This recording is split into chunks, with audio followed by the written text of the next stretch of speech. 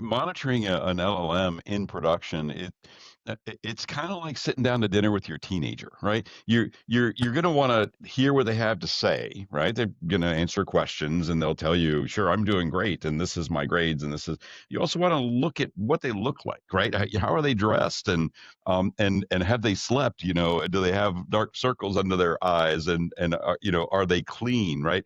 Like this is what evaluation monitoring is. You're looking at the results that the LLM has over time, and you're saying, okay, yeah, did it give you the right answer, but also did it run fast, and was the answer something appropriate? Was it the same as it was the day before? Did it include extra information? Did it take too long? Right, like all of these things are part of that qualitative evaluation, and that's this intelligent failure detection. So many of the use cases I run into are and companies will freely admit this, where they're not really even testing the negative situations. They're literally just saying, let me try the same 5 questions, and if it does the same thing, then we're good. Well, no, you got to try the anti questions as well, right? The things that you expect to fail. You got to provoke the LLM to try to make it do things that you don't want it to do. You got to find those boundaries in the conversation so that you know that when you walk away, that teenager's not going to go do something unexpected, just because you tested the things that are known to be working right.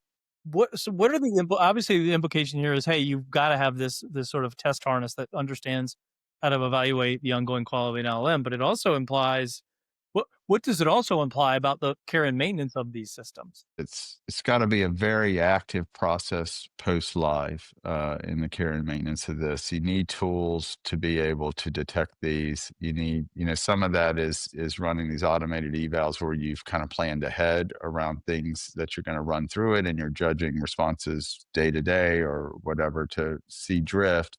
Some of it is really monitoring the real world activity that's happening, right? And having systems for detecting outliers coming out of that, or for the users themselves to give feedback that you can use as signal to roll things up that are coming up oddly.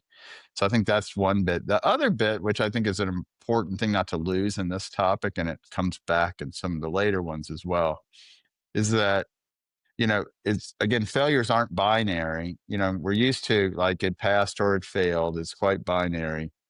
Uh, Now you can have very subtle failures, but then as we're now getting into much more complex agentic design where there's multiple turns, in a particular workflow, or there's multiple agents involved in a workflow, what you learn is those tiny failures, which you might not even care that much about in any one response, they wind up stacking over a series of interactions, right? Very similar to that telephone game that was mentioned earlier, right?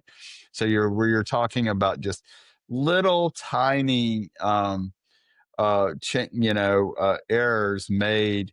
Uh, Suddenly, 6 turns later, the agent has lost track of what it was trying to do. You know what I mean? And I think that is one of the, and it comes back actually in some of these other points with the live monitoring is you've got to monitor all the turns.